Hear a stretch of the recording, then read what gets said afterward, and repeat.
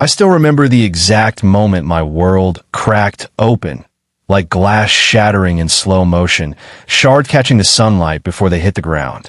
"Get your stuff out by Friday," my father said, standing in the middle of my backyard as if he'd planted the grass himself. "Elena and the boys need the space more than you do. You can crash in the loft above the garage." He didn't even look at me when he said it.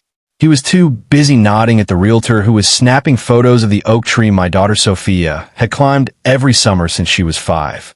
My sister Elena stood by the fence, arms crossed, smiling like she'd already won. Her husband Victor let out a low chuckle. About time this place went to a proper family. Sophia was sitting on the porch steps, clutching the paper star she'd spent an hour folding for our Christmas window. She didn't cry. She just pressed it flat against her chest, as if making herself smaller would make the words hurt less. I felt the rage rise, hot, violent, blinding, but I swallowed it. I'd spent 39 years swallowing it. So I did what I always did. I smiled. "Thin, empty, safe. Understood," I said. My father looked relieved. Victor smirked. The realtor asked about staging options, and that should have been the end of it. But that night, everything changed. I'm Alex, 39 years old, mechanical engineer, single dad. Sophia is 9, adopted, the light of my life after my wife Clara died in a crash 6 years ago. We'd waited years for her, fought for her, loved her the second she ran into our arms at the agency. This house, it wasn't just a house. It was my grandmother Evelyn's. The woman who taught Sophia how to plant tomatoes, who kept a drawer full of colored pencils just for her, who called her my little sunshine, and meant it. 2 years ago, Evelyn fell. Couldn't manage the stairs anymore. Moved to assisted living. My father swooped in with power of attorney to help. He let Sophia and me stay here. Temporarily. I paid every bill. Fixed the plumbing. Painted the porch. Kept her roses alive. He called it the family home. Translation, whatever he needed it to be. That afternoon, while the realtor measured the patio, Elena's twins rode their scooter straight through the chalk mural Sophia had spent the morning drawing on the concrete, a whole neighborhood with parks and stick-figure families holding hands. One of the boys glanced back and giggled. "Oops." Victor shrugged. "We'll pressure wash it anyway." I watched Sophia through the kitchen window. She stood frozen, stars still in her hands, watching her world get erased under rubber tires. She didn't make a sound. That night, I started packing. Quietly, numbly. Boxes for books. Boxes for dishes. Sophia sat on the rug with her stuffed fox, watching me tape them shut. "Are we in trouble?" she whispered.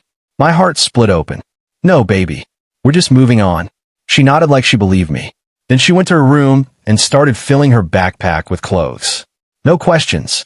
Like she already knew how to disappear. At 11:07 p.m., my phone lit up. Unknown number. "Don't leave yet. Check behind the old chest freezer in the basement. Bring a light. Grandma Evelyn."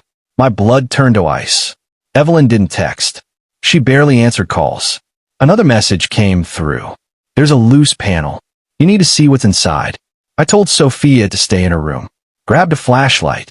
Crept down the creaking basement stairs. The air was cold, thick with dust and old paint. The freezer hummed in the corner. Empty, but my father insisted it stay plugged in just in case. I shone the light along the wall behind it. The paint was slightly off, one section newer. I pressed, felt a seam, pried with my fingers until the panel popped free.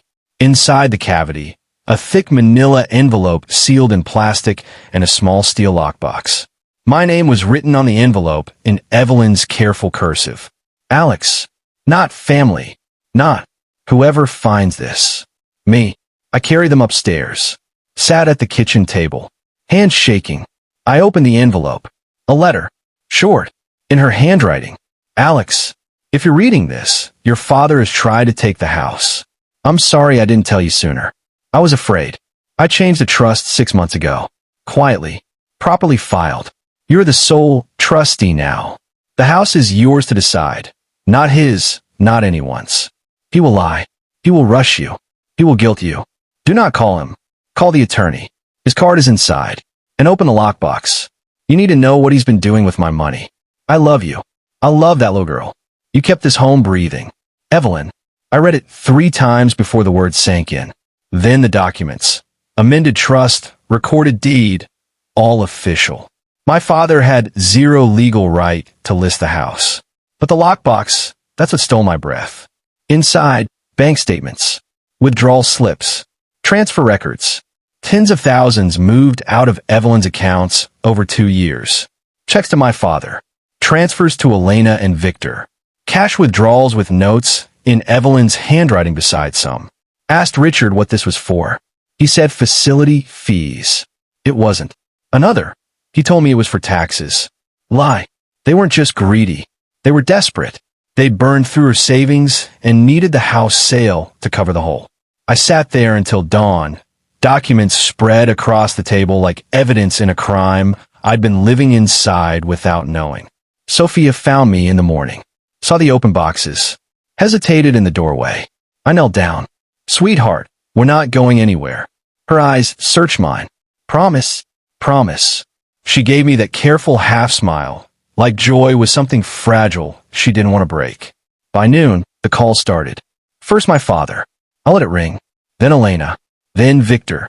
Then a text from Dad. Why did the transfer bounce? Call me immediately. I typed one line. Because I'm done paying for a family. That treats my daughter like she doesn't belong. He replied instantly. This isn't about Sophia. This is about the house. Of course. They showed up at 2:30. All 4 of them. Dad, leading like a general. Elena, clutching the boys' hands like props. I opened the door, but didn't step aside.